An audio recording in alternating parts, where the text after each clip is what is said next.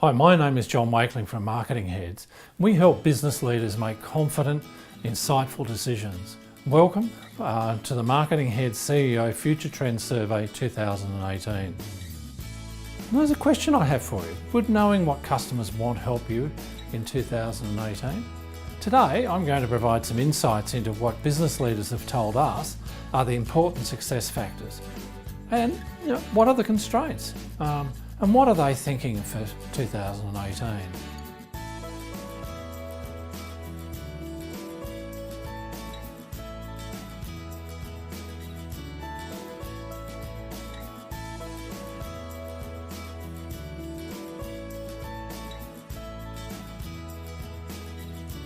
So why is it important to have a global perspective on your business?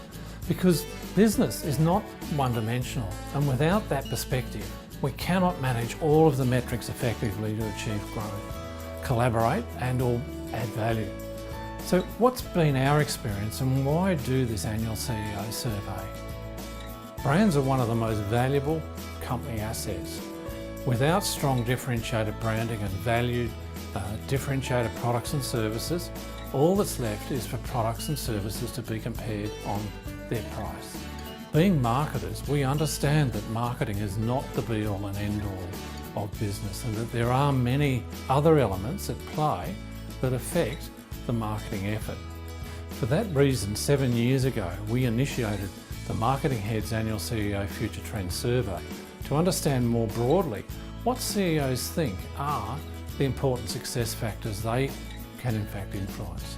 Essentially, we did this to differentiate Marketingheads as a marketing organisation and to create a valuable resource of thought leadership for both clients and also our collaborators, whilst providing valuable insight for us to deliver more effective strategic marketing outcomes for the whole business with a marketing bent.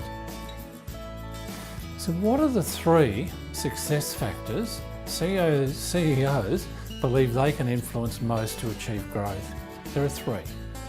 The most significant factors CEOs identified are 1, people, 2, people, and 3, people.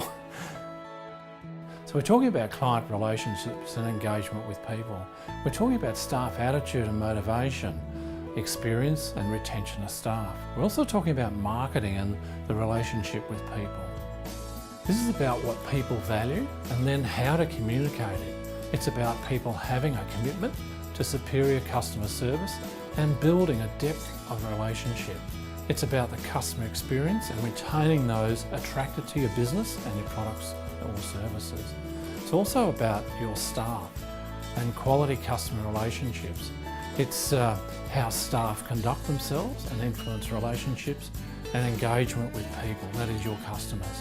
People must understand they are the company brand in the eyes of customers. It's about how you positively affect staff attitude, culture, and train, develop and/or hire for experience and then retain them. Strong brands attract and retain high-performance staff, the people able to meet and exceed your KPIs. This is about having the right people able to adapt to changing markets and who have a propensity to innovate. In the report, we also discussed what CEOs are thinking re-innovation. It's worth having a look at the report. We're not going to cover that in detail here. So, effective marketing and communication as a success factor, able to be influenced, is linked to engaging skilled, qualified, capable and insightful people. So it's about people that understand the difference between strategy and tactical execution and why having a sound, informed, well thought through strategic marketing program is an essential success factor. There is a clear message that outsourcing this by employing the best in class can be a significant success factor for your business. Most marketing departments we work with are busy doing the day-to-day work.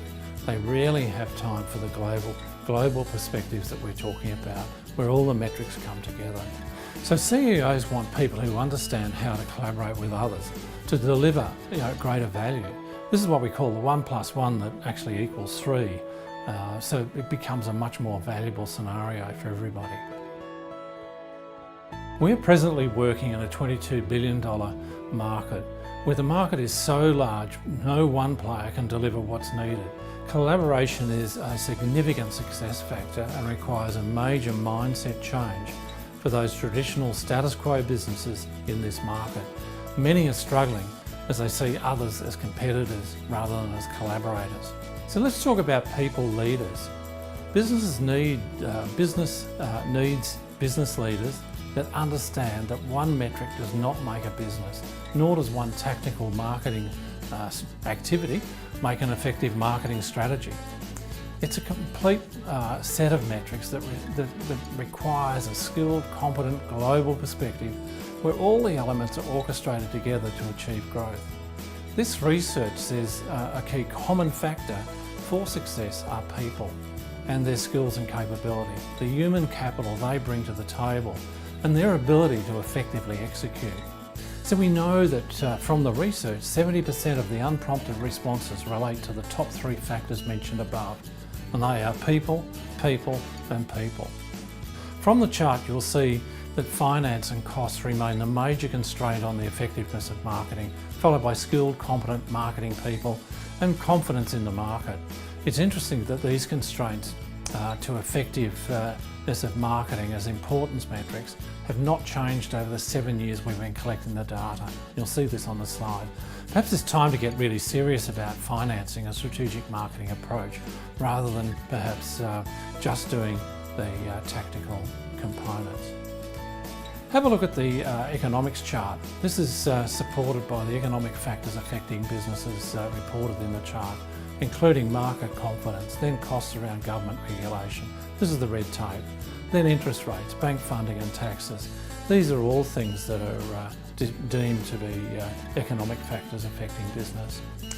Let's now talk about social media. Despite all the noise around social media, the importance of social media as an influence for business in 2018 actually decreased again, whilst the number of people unsure about its role also increased. We think that perhaps the returns on investment expectations are not being met, as it appears to be a common issue, and there is no easy system to measure return on investment, and it appears it's much heavier investment than most realise to be effective.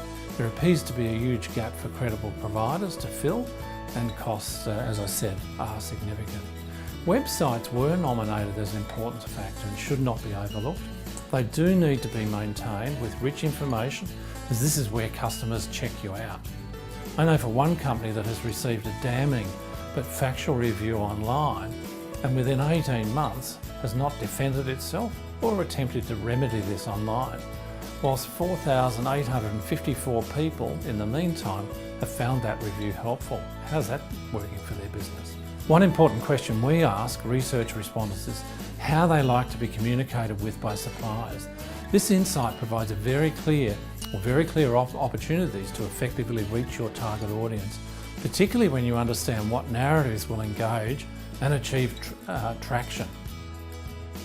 So Russell Howcroft from the Gruen panel says that what really matters most is whether your sales line is going up or not.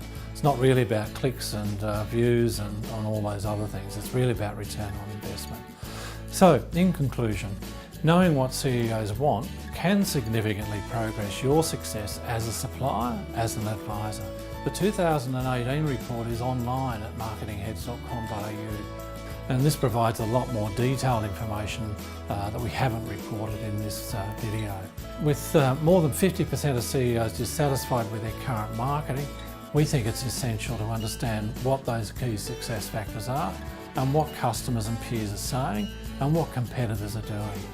So look, if you're inspired and challenged to do more and would like to learn how we can help, we are happy to meet with you to discuss any aspect of this report.